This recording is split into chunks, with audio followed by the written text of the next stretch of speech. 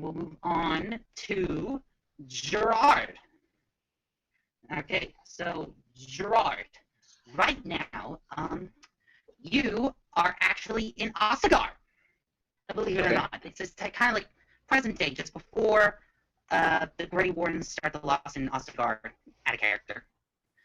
And right now, you are actually, you and your father, Malcolm, has been setting up shop uh, just about near the same corner as, say, um,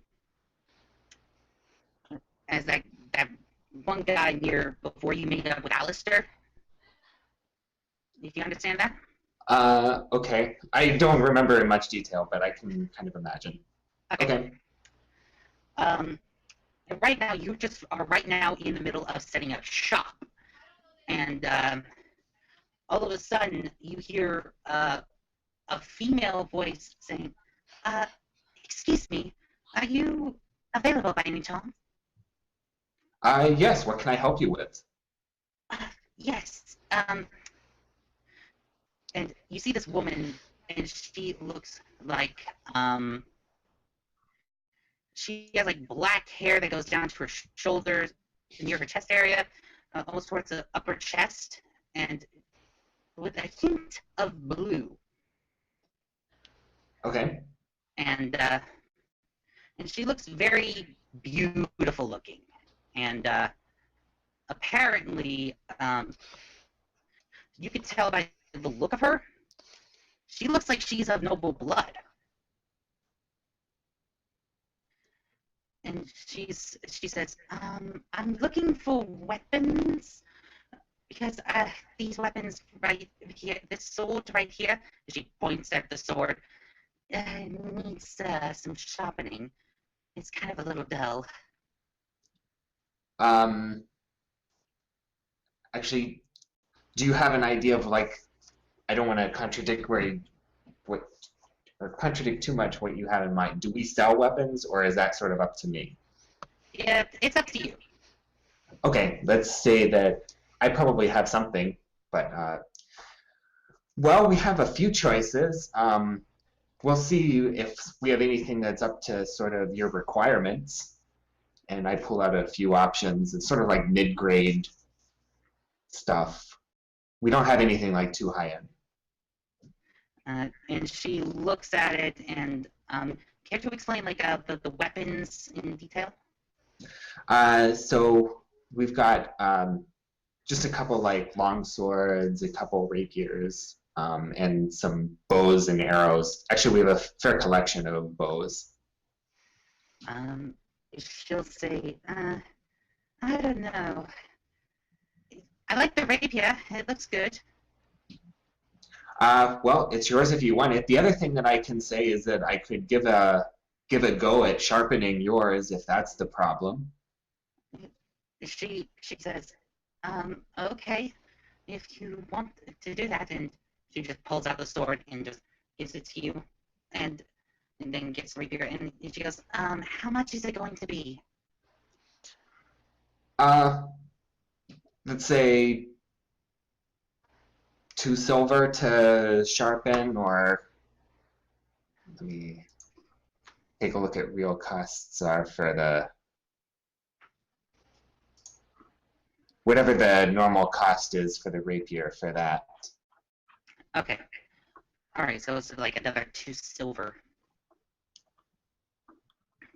I think. Okay. She'll pull out the 4 silver pieces and she'll say, I hope it's enough." Okay, pleasure doing business. I'll have this done in a few hours, and you're free to come back anytime. Okay. Thank you very much. Now, if you excuse me, I need to look for someone named Alistair. Do you know where he is? I think he's over across the bridge over in the camp over there. And she'll go, "Okay, thank you," and she bows and walks away.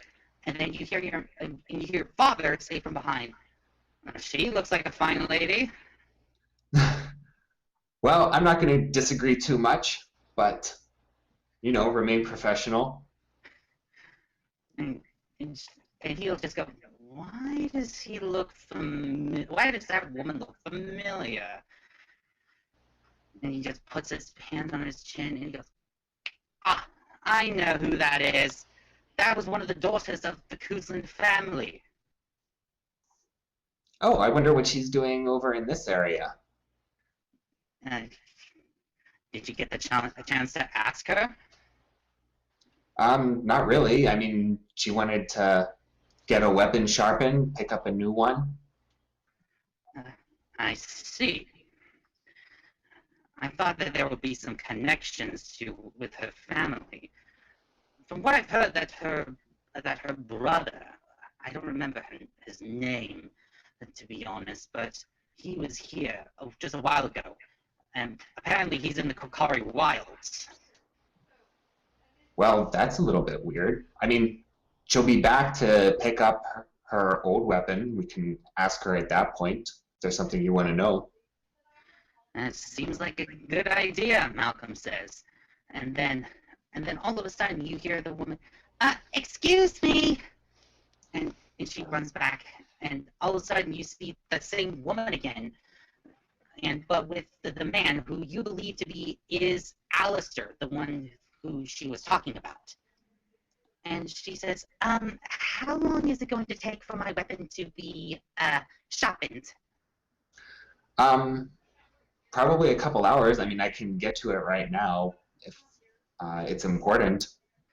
And she kind of goes, I don't think it's very important right now because I want to save it for the war, but the rapier will work exceptionally. Thank you. And she bows. Sorry for the inconvenience. Sorry, we can't get it back to you sooner. And she goes, it's all right. And then the man who you believe to be Alistair says, now come on, dear, let's go find Duncan. Do we still have her weapon, or did she take that back? You still have the weapon. Okay. And I'm giving you some opportunity to react because of what your father said. Right. I'll not do it right now. She seems to be in kind of a rush. Okay. So again, I'll wait until she picks it up. All right. Now, a few hours pass, and you're able to complete the sword. And it is right now nightfall. Just almost time for the big war with the Darkspawn and everything. And Okay. And the woman comes back and says, I'm here for the sword. Is it ready to be picked up? It absolutely is. Here you go. Just out of curiosity, like, what are you doing in this area? Is it long way to come from? And she kind of goes, well, for one thing, I'm trying to find my brother, but also, you're not going to believe this, but I'm actually going to become a Grey Warden. Oh, that's quite an honor. Congratulations. Or something. I mean, it is definitely an honor, but heavy burden too. She goes, yeah, that's what Duncan told me. And apparently I need to go immediately because of this joining. Okay, well, I hope all your work goes well. And yeah, like I said, congratulations. It's an honor, and I hope it treats you well. And I hand over the sword. Yeah, she grabs the sword and shields it, and she says, "Thank you. May I ask your name by any chance?" The name's Gerard Payne. Gerard. Thank you again, Gerard. And she bows and then she leaves. All right. So now with that done, we're